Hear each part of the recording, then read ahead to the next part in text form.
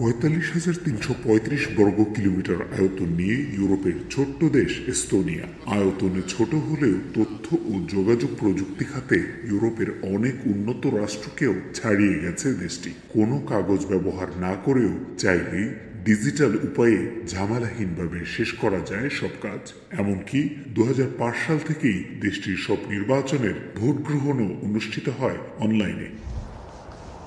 ঐতিহ্য ও আধুনিকতার মেলবন্ধনের চমৎকার উদাহরণ এস্তোনিয়ার রাজধানী টালিন।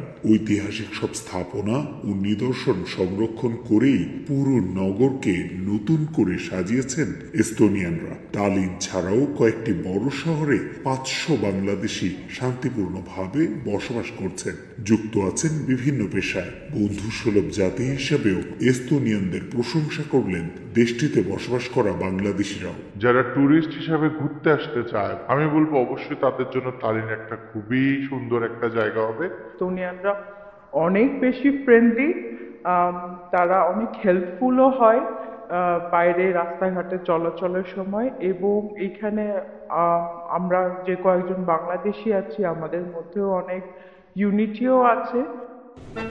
আনলিমিটেড লাইফ চলুক গ্রামীণ ফোনের মান্থলি প্ল্যানে, এক প্ল্যানে 1 মাস। প্রোগ্রামিং সহ তথ্য ও যোগাযোগ প্রযুক্তি খাতে দক্ষতা থাকলে এস্তোনিয়ায় এখনো অভিবাসীদের জন্য পর্যাপ্ত সুযোগ আছে বলে জানান এস্তোনিয়ানরা।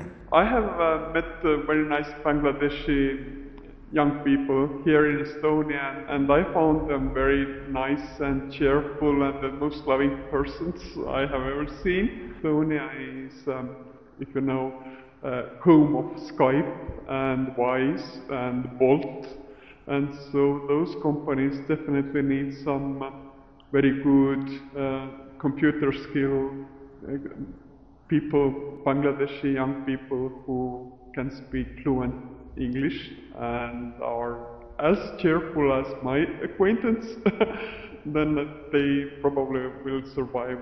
এস্তোনিয়ার প্রযুক্তি খাত বা নতুন নতুন স্টার্ট আপ প্রতিষ্ঠান ইউরোপে টেক্কা দিচ্ছে জার্মানি বা ফ্রান্সের মতো শক্তিধর দেশকেও। এছাড়া স্থাপত্য শিল্পেও জুড়ি নেই তাদের। শীত প্রধান আবহাওয়া হলেও নানা কারণে অনেক পর্যটক বেছে নেন এস্তোনিয়াকে। তথ্য প্রযুক্তি খাতে ইউরোপের অনেক দেশ থেকেও দারুণ উদাহরণ তৈরি করেছে বাল্টিক অঞ্চলের ছোট দেশ এস্তোনিয়া। সেই সাথে ইতিহাস ঐতিহ্য সংরক্ষণেও দারুণ সচেতন এস্তোনিয়ানরা। তাই বিশ্বের বিভিন্ন দেশ থেকে পর্যটকরা এই টালিন ভ্রমণে আসেন। তারিকুল হাসান আশিক, সময় সংবাদ, টালিন, এস্তোনিয়া।